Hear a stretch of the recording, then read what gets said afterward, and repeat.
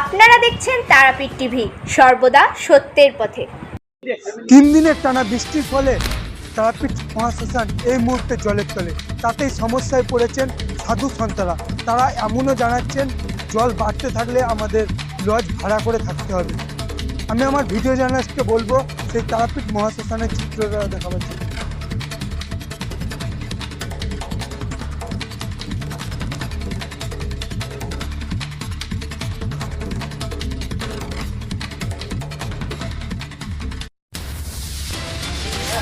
এই নিয়ে আমি জানবো সাধু সন্তরা কত অসুবিধায় আছে, তাদের কাছ থেকে আমি জেনে নেবো। শ্মশানের কি অবস্থা এখন? লাগাতার 2 দিন ধরে যে বৃষ্টিপাত হচ্ছে, শ্মশানের অবস্থা এখন এমনি হচ্ছে, জলে একদম জল সব জায়গায়, যেখানে দেখুন জল জল, কোনো সাধু সন্তরা নেই। হ্যাঁ, কেউ কেউ স্টেশন, কেউ কেউ কোনো জায়গায় চলে গেছে, পুরো জলের তলায় রয়েছে। হ্যাঁ, তার মধ্যে কিছু জন্তু জানোয়ার যেমনি সাপ হয় কি বিছে হয়, কিছু জলের মধ্যে দেখা গেছে। তো এত যে জল হয়েছে, আমি জীবনে এটা আমি প্রথমবার, আমি 15-20 বছর ধরে আমি তারাপীঠে আছি, শ্মশানে আছি, থাকি, যাই, চলে যাই, কিন্তু এত বছর ধরে আমি এত জল কোনো টাইমে দেখিনি। এবার কৌশিক অমাবস্যার পরেই দেখছি যে এই অবস্থা। তাতে অনেক জায়গায় ডুবে গেছে, অনেক সাধুদের ঘর ডুবে গেছে। হ্যাঁ, ওদিকে অনেক মন্দির আছে, সেগুলো ডুবে গেছে। যা এখানে ড্যামের পরিস্থিতি, ড্যামটা যদি এখানকার ঠিক হয় তাহলে সব কিছু ভালো হবে। কেন আমরা আসি এখানে, অনেক সাধু সন্তরা বাইরে থেকে আছে, তাদের সাথে বসি, কথাবার্তা বলি, আমিও বাইরে বাইরে ঘুরি।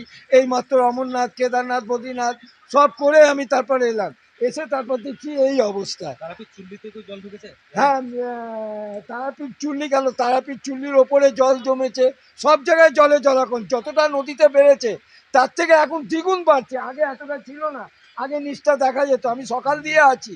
হ্যাঁ, কিন্তু এখন যা দেখা যাচ্ছে, হ্যাঁ, মৃতদেহকে নিয়ে আসা হচ্ছে, তারপর রাখা হচ্ছে, তারপর তাও তাকে পোড়ানো হচ্ছে। হ্যাঁ, শ্মশানে যে জলের অবস্থা আছে, কিন্তু একটু নিচে আছে, ওপরের দিকে নেই।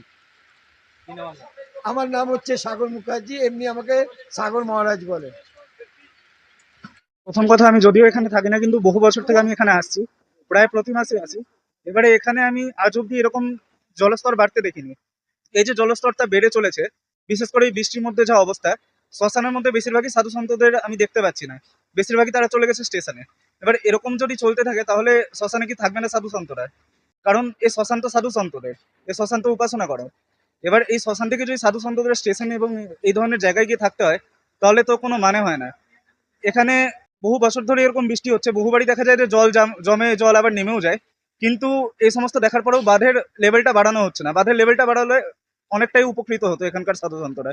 এরকম ভাবে জল বেড়ে যাওয়ার কারণে, বিশেষ করে যে ধরনের এটা এলাকা, এখানে নানা রকমের সাপ, পোকামাকড় ইত্যাদি আসতেই পারে।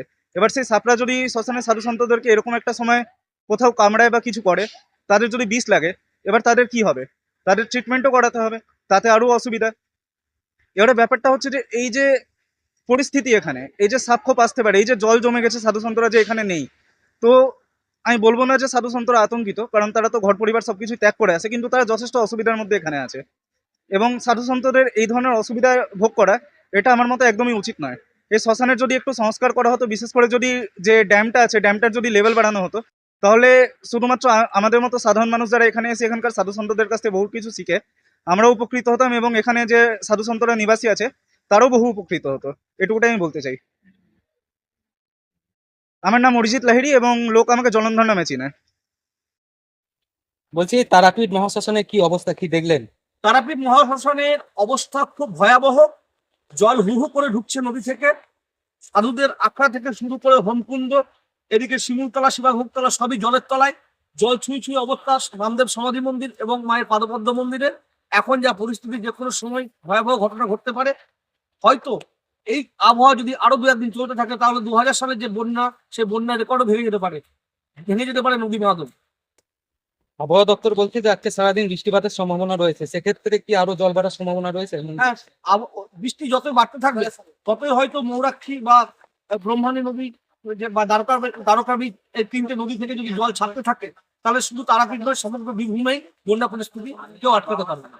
তারাপীঠের সাধু সন্তরা যেখানে রয়েছে সেখানকার কি অবস্থা কিছু জানেন? সাধু সন্তরা এখনো পর্যন্ত যারা টিআরটি এর বাসস্থল পেয়েছিলেন, তারা কিছুটা হলেও নিরাপদে রয়েছেন, কিন্তু এখনো পর্যন্ত যারা পাননি তারা আখড়াতে থাকেন। তাদের অবস্থা খুব ভয়াবহ, তারা আখড়ায় থাকতে পারছেন না, এমনকি তাদের রান্না বান্নাও হয়নি, অনেকে অভুক্ত রয়েছেন, সাপ সাপ বা বিষাক্ত পোকার উপদ্রব বাড়ছে, তারা খুব ভয়ের মধ্যে রয়েছে। কি নাম আপনার? গুরুসঙ্গ জানাচ্ছি। তারাপীঠ থেকে ক্যামেরায় সৌভিক চ্যাটার্জির সঙ্গে সায়ন ভান্ডারের রিপোর্ট, তারাপীঠ টিভি।